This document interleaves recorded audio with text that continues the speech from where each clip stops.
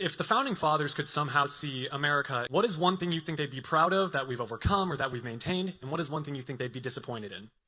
Disappointed in almost all of it. But look, I think what they would be most surprised, let me start with this. I think it's very well agreed upon, is the creation of this fourth branch of government, is this unelected administrative state that came up in the Woodrow Wilson presidency of the FBI, the CIA, the Department of Justice, the EPA, this unaccountable, unelected fourth branch of government that has unlimited amounts of power, that kind of operates in total violation to the promises, the moral claims of the U.S. Constitution, the moral claims of consent to the governed. Where do they get their consent from? They just operate on their own. They always exist. The machinery grinds on.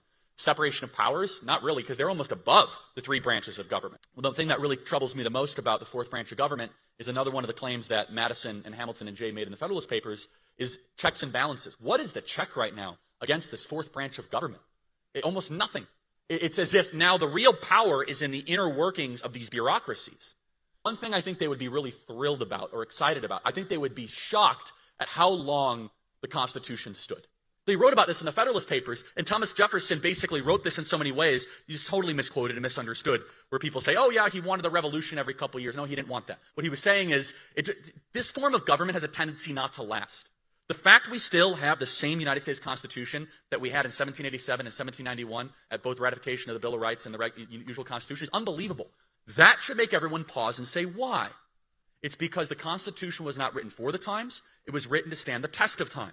John Dewey, who's kind of the father of public education in America, said it's a new age. We have machines and airplanes, and we have gas-powered engines. Humanity is entering a new era. Whereas a conservative say, whoa, just because you have Twitter and you can fly across the country doesn't mean human beings radically improve.